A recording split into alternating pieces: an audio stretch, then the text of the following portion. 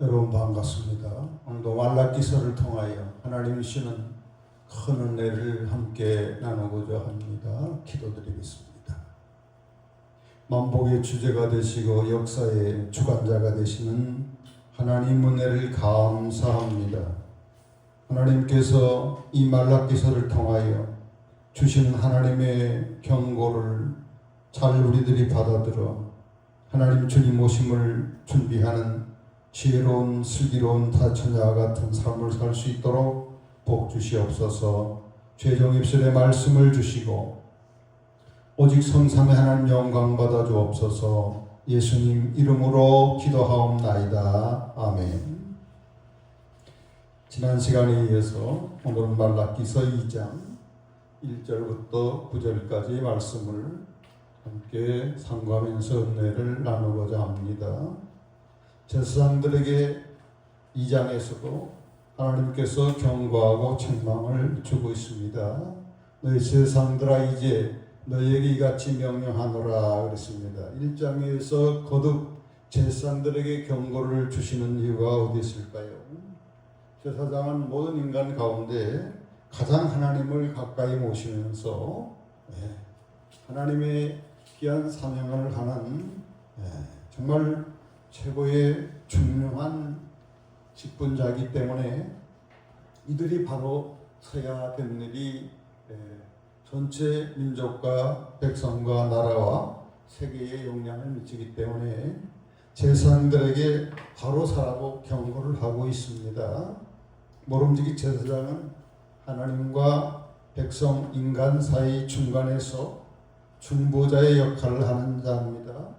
백성들이 제물을 가져오면 백성들을 대신해서 하나님 앞에 제사를 올리고 하나님께로부터 오는 축복의 말씀을 백성들에게 전달하는 중보자의 역할을 하는 자입니다. 하나님의 또한 사자라고 그랬습니다. 하나님 주신 말씀을 받아서 백성들에게 전달하는 메시지입니다. 그래서 하나님의 말씀을 백성들이 듣고 하나님의 축복과 하나님의 그 은혜를 깨닫고 하나님을 경외하면서 저들이 하나님의 축복과 은혜 속에서 살 수 있도록 그렇게 중보자의 역할을 감당하는 하나님의 사자입니다. 백성들이 희생의 제물 속죄의 제물을 가져오면 그들의 죄를 함께 끌어안고 하나님 앞에 죄사함의 은총을 달라고 긍휼을 달라고 기도하며 그래서 죄사함을 받게 해서 백성들이 하나님으로부터 저주와 심판을 받지 않도록 하는 그러한 완충지대의 사명이고 어쩌면 민족과 백성들의 생명줄이 제사장에게 달려있다고 할 수가 있습니다. 백성들이 다 타락해서 멸망의 길로 간다 할지라도 마지막 꿋꿋하게 정도를 지키면서 마지막 보루로서 정말 나라와 민족을 살릴 수 있는 그러한 마지막 보루가 제사장이기 때문에 하나님께서 제사장들에게 거듭 경고의 말씀을 주고 있습니다. 만군의 여호와가 이르노라 너희가 만일 듣지 아니하며 마음에 두지 아니하여 내 이름을 영화롭게 하지 아니하면 내가 너희를 저주를 내리어 너희 복을 저주하리라. 내가 이미 저주하였다. 이는 너희가 그것을 마음에 두지 아니하였기 때문이라 그랬습니다. 제사장의 기본적인 삶의 자세는 일단 하나님에게서 오는 말씀을 잘 들어야 됩니다. 그리고 하나님 주시는 말씀을 마음에 이렇게 잘 이렇게 두고 하나님 이름을 영화롭게 하는 그런 삶의 자세를 가져야 됩니다. 그러나 우리가 1장에서 살펴본 것처럼 제사장의 삶이 하나님으로부터 책망을 받으면서 저주를 받게 됩니다. 하나님의 말씀을 잘 듣지를 않았어요. 하나님 말씀을 마음에 두지 않았습니다. 하나님을 영화롭게 하지 않았습니다. 하나님 앞에 제사를 드리면서도 하나님에게는 관심이 없고 자신의 개인적인 이익과 탐욕만을 위해서 그렇게 직분을 감당했기 때문에 하나님께서 제사장들을 저주해서 생활의 궁핍과 여러 가지 시련 가운데 있게 됐습니다. 그래서 하나님께서 더 이상 너희들이 드리는 제사 받지 않겠다. 눈 멀고 병든 거, 더러운 이 제물을 가져오니 나는 더 이상 받지 않겠다. 하나님의 마음을 심히 상하게 했습니다. 그러려면 차라리 하나님의 성전문을 닫을 자가 있으면 좋겠다. 이럴 정도로 하나님께서 심히 노여워했습니다. 그러면서 추가적으로 너의 복을 저주하겠다 그랬습니다. 내가 저주를 내려 너의 복을 저주하겠다. 제사장의 복은 무엇입니까? 하나님의 말씀에 정해진 제사장목은 백성들에게 축복할 수 있는 축복권이 있습니다. 제사장이 축복하면 축복 기도를 들으시고 백성들을 축복하게 하는 겁니다. 그리고 백성들이 가져온 성물 제물을 제사장의 몫으로 돌렸습니다. 그 11조의 일부도 제사장목으로 이렇게 돌렸습니다. 이런 제사장의 복을 하나님이 저주한다고 하는 겁니다. 왜냐? 너희가 그것을 마음에 두지 않았기 때문에. 거듭거듭 하나님께서 경고하고 말씀했지만 하나님 말씀에 귀를 기울이지 아니하고 마음에 두지 아니하고 하나님을 영화롭게 해야 될, 하나님을 경외하고 하나님을 두려야 될 이 제사장들이 자기 개인적인 탐욕과 이익만을 채우기 위하여서 오히려 제사를 이용하고 하나님을 이용하는 데 앞장선 제사장들에게 하나님께서 무서운 저주를 내린다고 하는 겁니다.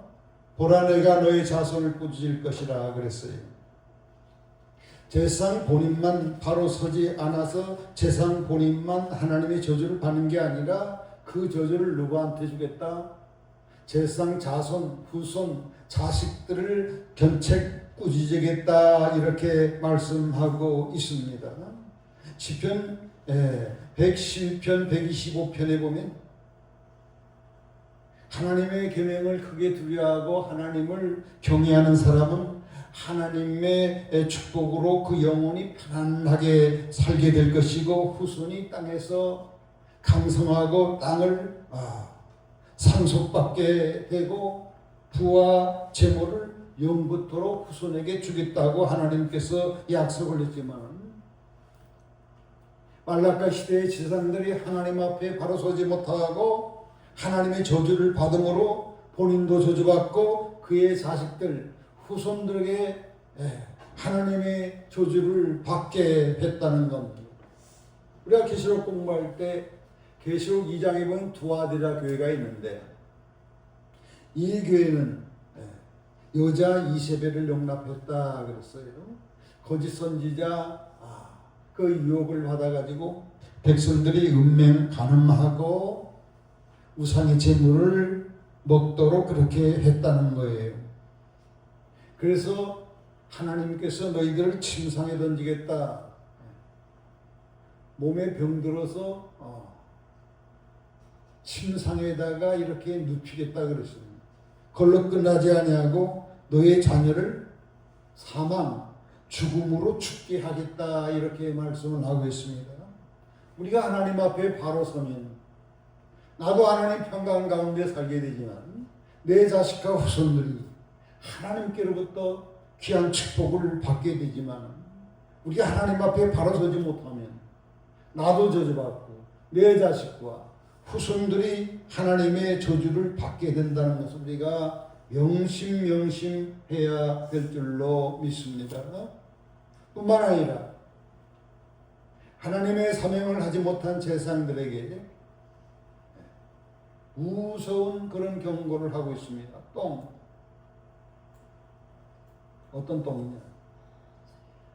하나님 앞에 양이나 짐승을 가지고 하나님의 번제를 드릴 때에 각을 뜨고 피를 뿌리고 거기서 난 배설물 똥을 성전 밖에 가서 이것이 더러운 것이기 때문에 불로 태우라고 이렇게 하나님께서 말씀했어요. 그 짐승의 이 똥을 제사장의 얼굴에다가 바르겠다 그랬습니다. 그 똥을 제하는 것처럼 너희들도 제사장으로서의 그 역할을 제하여 버림을 당한다고 그랬어요. 얼마나 두려운 말씀인지 모릅니다. 엄청난 수치와 조롱을 제사장들에게 당하도록 한다는 거죠. 하나님께서 사무엘상 2장 30절 보면 말씀하시기를 나를 존중히 여기는 사람을 내가 존중히 여기게 할 것이고 나를 멸시하는 자는 내가 경멸하게 하리라. 불의한 제사장 엘리 제사장에게 준 말씀입니다. 우리가 직분을 받을수록 겸손해야 됩니다. 은사를 받을수록 하나님의 축복을 받을수록 이게 다 하나님이 내려주신 은혜다 생각하고 감사하고 감사의 예배를 우리가 잘 이렇게 드려야 되는데 그렇지 않고 자칫 교만해가지고 내가 다 된 것처럼 의기양양해가지고 믿음이 적은 자들을 무시하고 갓난 사람을 얕잡아보고 사람을 차별하는 그런 경향이 있어요.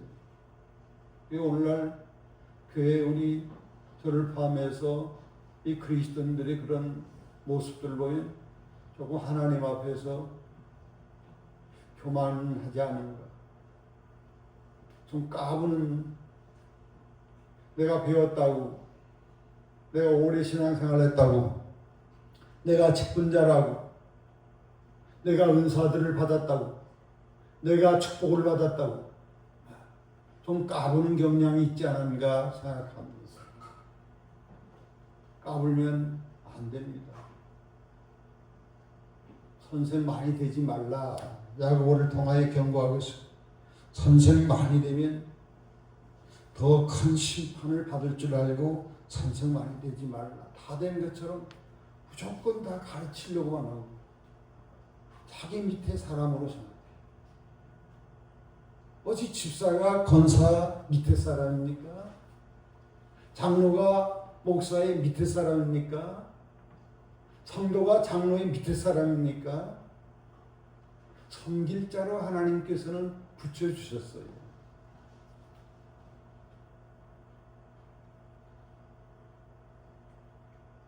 만군의 여호와가 이르노라. 내가 이 명령을 너에게 내린 것은 너희와 세운 나의 언약이 항상 있게 하려 함인 줄 너희가 알리라. 너희와 세운 하나님의 언약, 이걸 한번 생각을 해봅니다. 민수기 25장 12절 13절에 나오는 말씀이에요.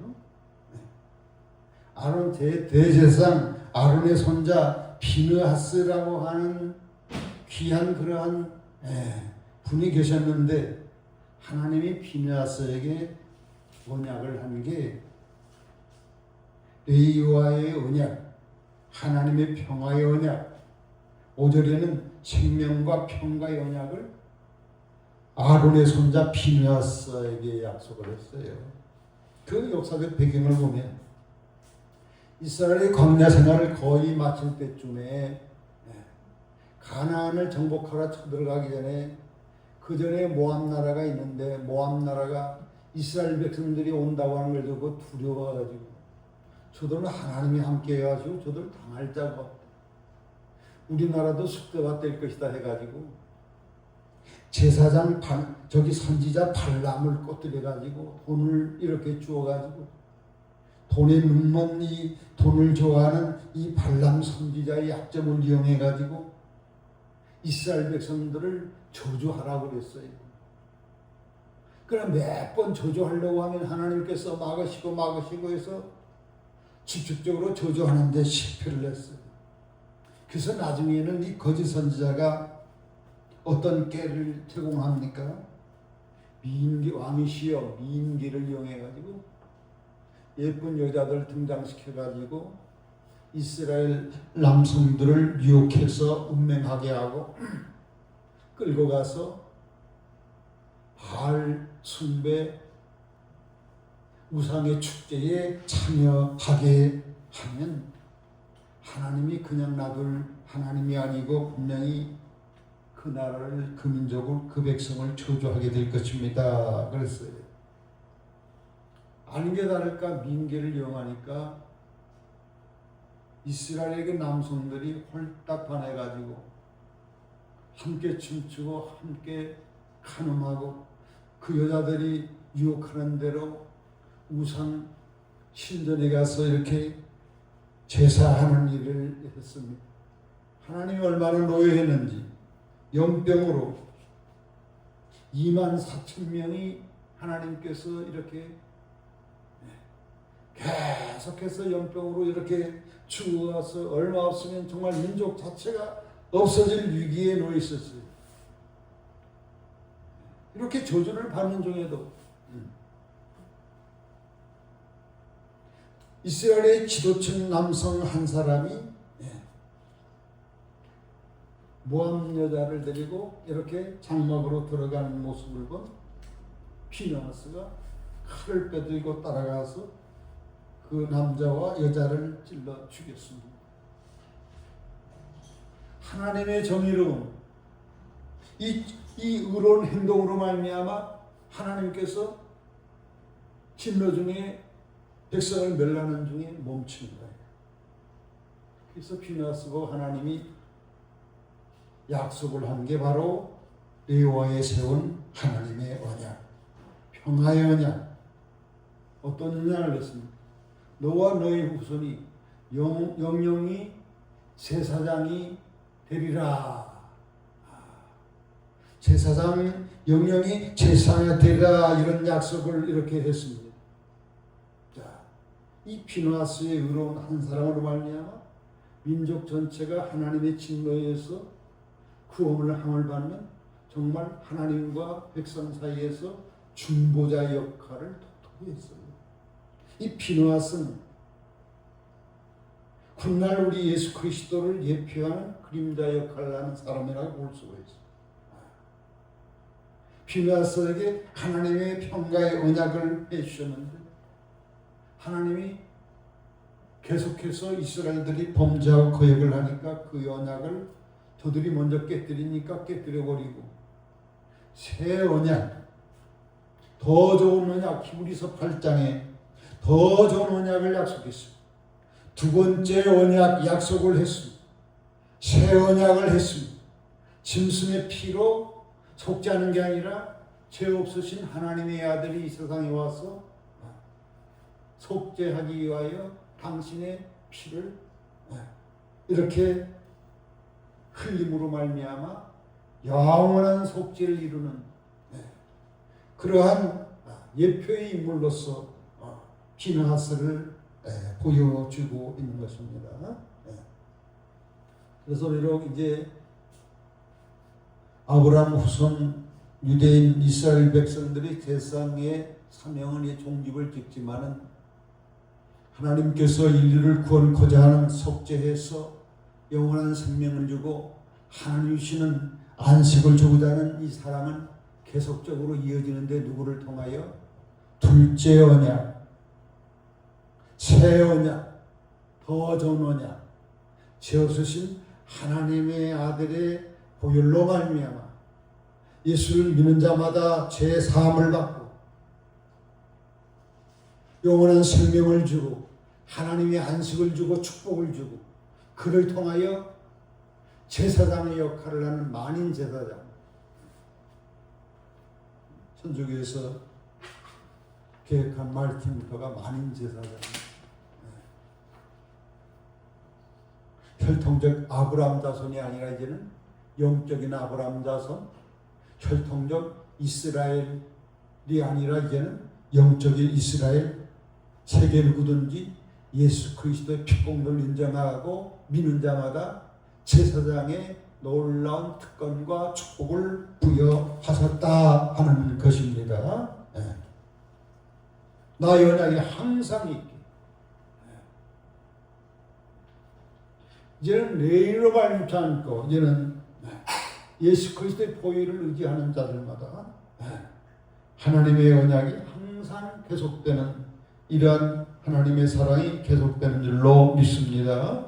내와 세운 나의 언약은 생명을 주고 평강을 주는 그런 언약입니다. 아무도 하나님 앞에서 죄의 사함을 받지 않으면 죄의 값은 죽음입니다. 속죄함을 받지 않으면 하나님의 생명을 받을 수가 없어요. 하나님과 교제할 수가 없어요. 하나님의 평강을 얻을 수가 없어요.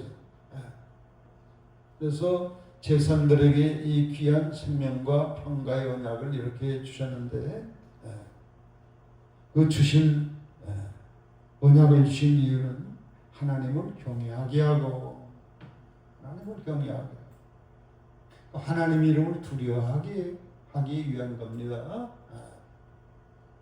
그리고 그 제사장의 자격으로는 입에는 뭐가 있어야 된다?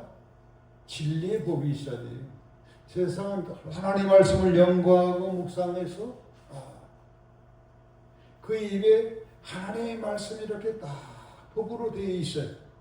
다음에 입술은 불의함이 없어야 돼요. 제사장의 입술에는 진리의 말씀으로 이렇게 장착돼 가지고 편백되지 없이 공평한 말씀이 이렇게 나아가야 되는 겁니다. 그리고 그의 삶은 하나님과 화평한 가운데 죄를 이렇게 있는 상태에 되면 안 돼. 하나님 앞에 회개하고 사연 받은 상태에서 정직함 속에서 하나님과 동행하는, 하나님과 가까이 친구처럼 동행하는 삶을 살아야 돼. 그래서 많은 사람들 죄악에서 회개시켜서 하나님께로 돌이키는 이 사명을 해야 된다는 겁니다. 참으로 중요한 것. 세상의 입술은 지식을 지켜야 된다. 사람들은 제사장의 입에서 뭘 구한다? 율법을 구한다. 오늘 우리 제사장이, 오늘 목사님이 무슨 말씀을, 하나님의 말씀을 주실까 이렇게 기다리는 거예요. 사람의 말로 듣지 않고 누구의 말로 듣는 거예요? 하나님의 말로 듣는 거예요. 우리들이 예배에 앞서 와서 기도할 때 하나님, 오늘 주님 세운 주의 사자입을 통하여 저에게 말씀 주십시오. 명령 주십시오. 이런 기도를 꼭 하시기 바랍니다. 하나님께서는 반드시 주의 사자 종의 입술을 통하여 여러분들에게 시적절한 필요한 말씀을 하나님 주십니다. 이런 관계가 돼야 됩니다. 그래서 제사장의 입에는 진리의 법이 있어야 됩니다. 그 입술에는 불의함이 없어야 돼요. 늘 하나님과 동행하면서 죄를 떠나서 하나님과 늘 동행하는 가운데 백성들을 죄악 가운데서 돌이키는 이 사명을 해야 돼요. 입술에는 지식을 지켜야 돼요. 그래서 이 사람들이 제사장 입에서 하나님의 율법을, 하나님의 명령을 구하는 게 돼야 됩니다. 제사장은 만군의 여호와의 사자, 하나님의 메신저. 하나님은 성경을 통하여도 말씀을 성부 계시적으로 주시지만 성사 계시로 죄종을 기름 부어 세워서 당신의 말씀을 백성들에게 이렇게 전달하는 일을 합니다.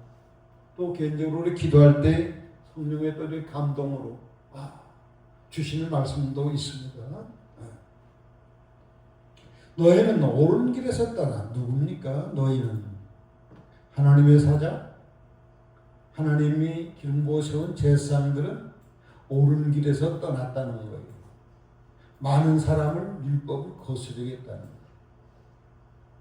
많은 사람들을 돌이켜 하나님께 돌이켜 하나님 말씀대로 살아서 하나님의 영원한 생명과 하나님의 평강 축복을 이렇게 받도록 해야 될 제사장이 본인이 자기 위치를 잃어버리고 타락한 생활을 전도에 서지 못하고 백성들이 다 타락한다 할지라도 제사장만큼 하나님 앞에 꿋꿋하게 서가지고서 마지막 지키는 보루자의 역할, 생명주의 역할, 재앙과 저주 심판을 막는 방파자의 역할을 감당해야 될 제사장이 오히려 옳은 길에서 떠나서 많은 사람을 율법을 거스르게 하는 소경을 인도해서 다 망하게 하는 소경된 인도자의 모습이었습니다. 나 만군의 여호와가 이르노라 너희가 레위의 언약을 깨뜨렸느니라. 스스로 제사장들이 이렇게 깨뜨려 버리고 말았어.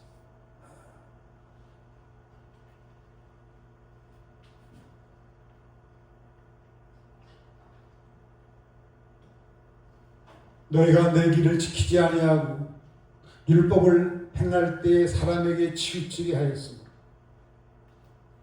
정도를 떠나버렸어. 바르게 가지 않고 좌로나 우로나 편벽됐어.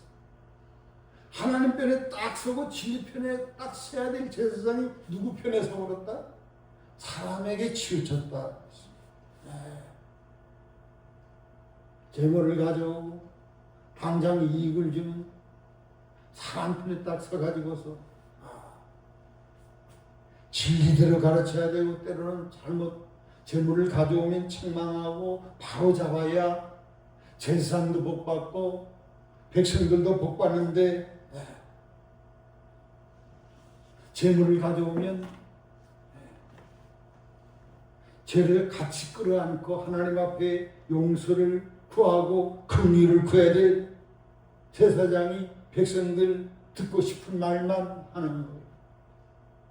성도들 듣고 싶은 말만 하는 설교자는 하나님의 저주를 받습니다. 하나님이 주의 종을 통하여 성도들에게 전하고 싶어 하는 말만을 전해야 됩니다. 돈이 있는 성도들에게는 관용을 베풀고 돈이 없이 가난한 성도들에게는 가혹하게 대하는 이런 싹군이 돼서는 아니게 될 것이다. 자신이 스스로 죄와 싸우면서 정도대로 한쪽에 치우치 않고 편백됨 없이 꿋꿋하게 마지막 이 보루로서 생명줄을 잡은 자로서 나마저 무너지면 이 백성이 무너진다. 내가 내 가정의 생명줄이다. 나라도 바로 서야 내 가족이 내 자식들이 하나님의 축복을 받지 나마저 정도를 이탈해버리면 생명줄이 끊겨버리면 어떻게 되겠느냐. 바울은 갈라디아 교인들에게 이렇게 힘줘 말합니다. 내가 사람을 좋게 하랴 하나님을 좋게 하랴 사람에게 기쁨을 구하랴. 지금까지 사람의 기쁨을 구했다면 나는 그리스도의 종이 아니야. 자칫 잘못하면 성도들에게만 좋게 하려고 하다가 하나님이 원치 않은 일을 하는 경우가 많이 있어. 사람들 눈에 보이는 사람에게 자려고 하다가 하나님 앞에 잘못하는 경우가 얼마나 많은지 몰라요. 우리는 먼저 하나님을 좋게 해야 합니다. 아멘. 하나님을 기쁘시게 해야 됩니다. 사울왕, 이스라엘 초대왕 사울왕, 하나님의 왕으로 기름을 받은 특별히 축복받은 자인데 그가 왕이 되고 기름 부어주신 하나님의 명령대로 이렇게 해야 되는데 백성들에게 인기를 얻으려고 백성들에게 눈에 들리려고 이렇게 하다가 하나님이 하라고 한 말을 거역함으로 하나님께서 사울왕을 폐지시켰어요. 사람 중심 모래 위에 집을 짓는 겁니다. 하나님 중심으로 가야 반석구에 집을 짓는 겁니다. 하나님이 성을 지켜주셔야지. 군인들이 철저하게 지켜준다고 이 나라가 평화하지 않습니다. 하나님이 이 나라를 지켜주셔야 돼. 하나님이 우리 가정을 지켜주셔야지. 아침에 일찍 일어나고 밤늦게 자고 이 수고의 떡을 먹으니 헛되다고 그래서 하나님이 함께 하자는 말이.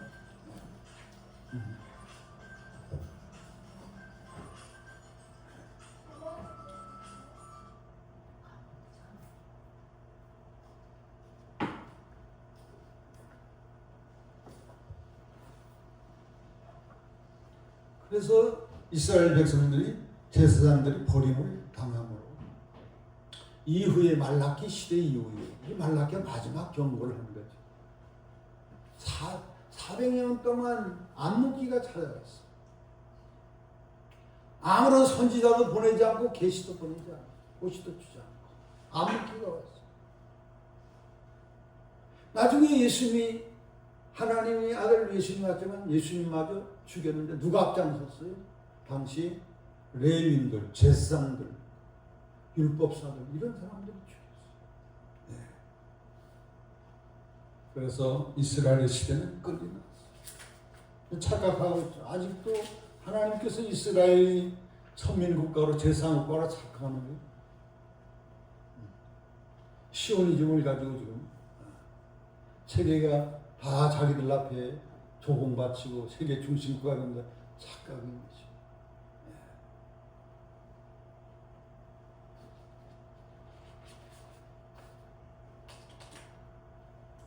요거 마지막 한 구절 하고 마치겠습니다.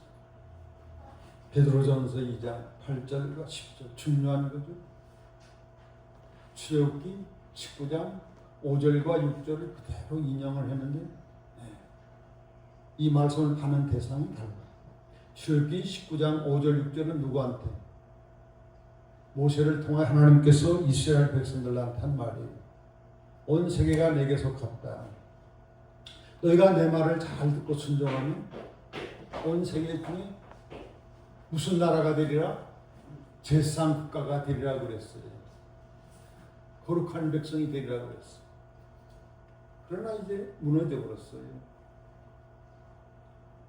이제 혈통적인 이스라엘이 아니라 예수님을 통하여 구원받은 영적인 이스라엘, 영적인 아브라함 자손으로 제사장권이 넘어갔다. 그것이 바로 베드로전서 2장 8절부터 10절. 이거 한번 살펴봅니다. 자, 그들은 누구냐면 예수님을 죽임으로 머릿돌 대신 예수님에게 믿지 아니함으로 넘어진 이스라엘을 이야기하는 거예요. 이스라엘 유대인들. 그들은 말씀에 순종하지 아니함으로 넘어졌다 그랬어요. 이는 그들을 이렇게 정하신 것이다. 그러나 하나님의 사랑이 인류를 구원하고자 하나님의 사랑은 계속됩니다. 자, 좀 집중합시다. 너희는 택하신 족속이에요. 여기서 너희는 누구예요? 그들은 이스라엘이고 그들은 이제 무너졌어요. 기척돌 대신 예수님에 의해서 믿지 아니함으로 걸려 넘어졌어요. 그러나 너희는 누굽니까? 예수님을 정말 머릿돌처럼 귀하게 구주로 영접해서 그의 피로 속장을 받은 하나님의 영적 이스라엘 백성들을 너희라고 하는 거예요. 너희는 택하신 족속이요. 왕 같은 제사장이라고 그랬어요. 왕이면서 제사장이다. 만왕의 왕 예수님의 위임을 받은 왕 같은 제사장들이다 그랬어요. 그래서 구약의 제사장 시대는 끝났어요. 이제는 만인 제사장. 그래서 교회가 천주교에서 이렇게 계획해서 나온 가장 중요한 이 중에 하나가 바로 여기 있는 거예요. 모든 특별한 자에게만 이렇게 제상직분 준 게 아니라 이제는 예수님을 영접해서 제삼을 받고 예수님 모신 자, 성령을 받은 자, 하나님의 백성 된 자들은 다 왕같은 족속이라는 겁니다. 아멘, 할렐루야. 거룩한 나라라는 거예요. 하나님의 특별한 소유된 백성이라는 겁니다. 아멘. 네. 그 이유는 너희를 어두운 데서 불러내요. 어둡다는 것은 죄악 속에서 사는 이방인의 시대예요. 이방인 쪽에 세상의 그 어두운 데서 우리를 불러내어서 예수님의 기이한 빛에 들어가게 하시니, 기이한 빛, 예수님의 빛, 그를 통하여 죄사함과 하나님께로부터 새로운 생명을 받으며 하나님이 주시는 평강과 안식 속에서 사는 전혀 차원이 다른 영원한 가장 최고의 복을 이렇게 받도록 해주신 아름다운 덕을 선전하기 선포하기 위함이다 그랬어요. 그래서 하나님 우리가 특별한 사랑을 받았습니다. 독생자를 우리를 내보내시고 귀한 생명을 이렇게 십자가의 피 흘림으로 믿는 자마다 영원한 속죄, 단번에 속죄를 주셔서 제사 특별한 소유를 우리들에게 삼아 주셨습니다. 이 놀라운 은혜를 받은 우리들은 뭘 해야 되느냐? 그 아름다운 덕을 선포해야 된다는 겁니다. 하나님 나를 이렇게 사랑하시, 하나님이 긍휼이 얼마나 큰지, 나는 이렇게 은혜를 입었습니다. 여러분들도 다 이 아름다운 이 귀한 빛으로 들어가십시오. 예수님을 통하여 죄 사함을 받으시고 영원한 생명을 받으시고 하나님과의 그 평강 안식의 축복을 받으십시오. 영원한 복을 받으십시오. 우리를 통하여 그리스도를 통하여 제사장의 역할을 계승케 하셨다는 겁니다. 아멘.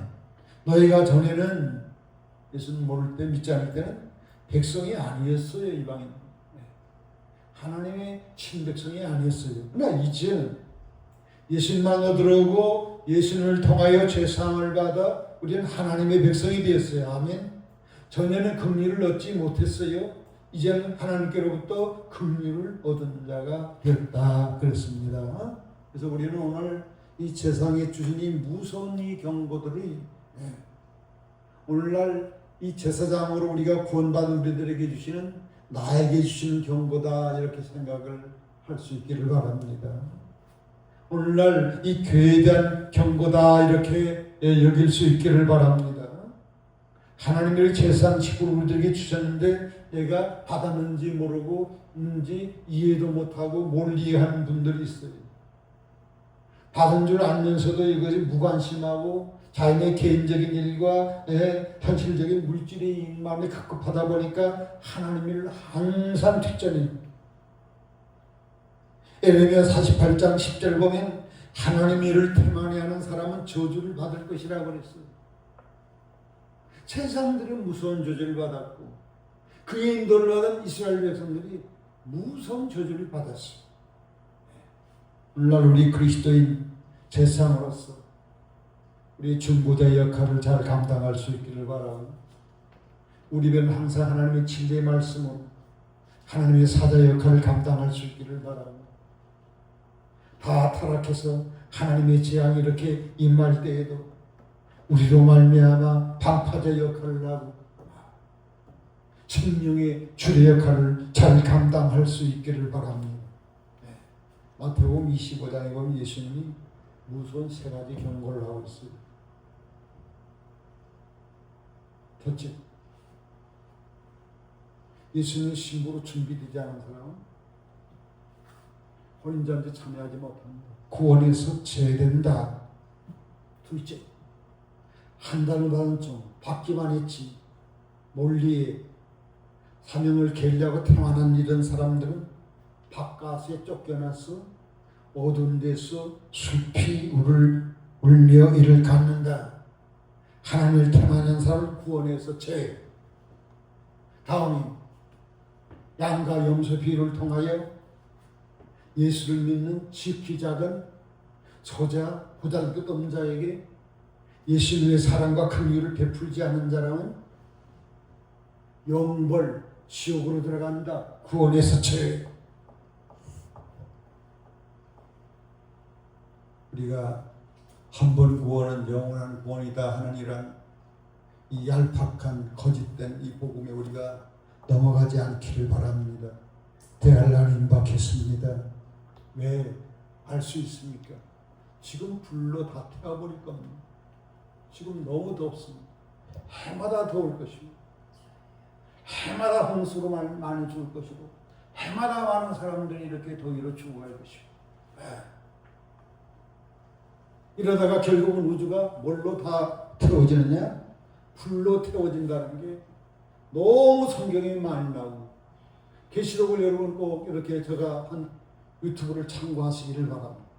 거기에 보면 7년 대환란이 나오는데 계시록 특히 13장 마태복음 24장을 근거해서 24장 다음에 구약의 다니엘서 12장 7년 대환란이 명확하게 나오고 있습니다. 무서운 환란이 앞으로 점점 환란이 심화되면서 막판엔 다 불로 태워질 때에 여러분들도 다 불로 태워지면 안 돼요. 그래서 하나님께서 택한 자들을 위하여 어떻게 공중으로 휴거시키는 일을 해요. 완전 태우기 전에 예수님이 재림합니다. 이때 누가 휴거돼야 되겠습니까? 어떤 사람이 휴거되겠습니까? 우리는 할 수가 있어요. 진리적으로 벌써 가르쳐 줬어요. 마태복음 5장 요거만 알면 돼요. 세 가지 비유. 슬기로운 5천만이 혼인잔치 휴거가 됩니다. 다음에 둘째 2달란트 5달란트 정도는 작은 일에 맡은 일에 충성을 다하는 사람들은 휴거가 됩니다.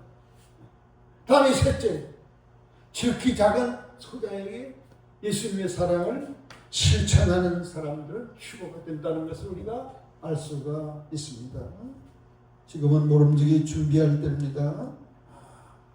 나중에 영영 후회하는 일이 없기를 바랍니다. 서문학의 성도들에게 너희들이 지금 환난을 당하지만은 환난이 없다고 성경에 말하지 않아요. 환난 중에 하나님이 지켜준다는 것이지 환난이 없다고 가르치는 분들이 있어요. 그건 계시록을 한번 보십시오. 계시록 13장 죽도록 청성하라. 생명의 멸류관을 주리라. 우리가 받은 사명이 무슨 사명이다? 거룩한 제사장의 직분을 우리들이 받았습니다.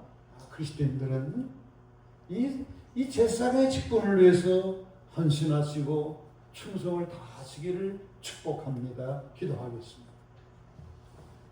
만왕의 왕 영광의 주 하나님 감사합니다. 주님 오실 날이 임박했음을 너무나 여러 가지 다양한 징조들로 우리들에게 깨우쳐주고 있지만 교회가 잠자고 이렇게 해서 분별을 못하고 있지는 않습니다. 깨어 우리들이 기도할 때에 하나님의 음성을 듣게 될 줄로 믿습니다. 이미라 주신 마태복음, 요한계시록, 다니엘서, 성경 66권을 통하여 명확하게 주의 종의 입술을 통하여 또 가르쳐주고 있습니다. 우리가 깨닫고 우리의 거룩한 제사장의 직분을 잘 감당, 중보자의 사명을 잘 감당, 방파제 역할을 잘 감당, 주여 생명의 줄 역할을 잘 감당하는 우리 모두가 되게 축복해 주시옵소서. 예수님 이름으로 기도드리옵나이다. 아멘.